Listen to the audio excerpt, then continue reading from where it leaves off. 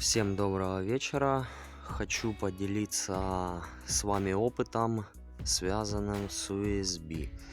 Значит, использовал я его на мансарде. Вот, закрыл ним фронтоны. Вот, единственное, что скрипел пол у меня. Вот. Но проблема скрипа с USB решилась.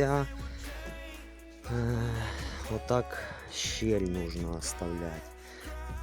Вот, вы не впритык его ложите, а оставляете щели. Тогда скрипы пропадают.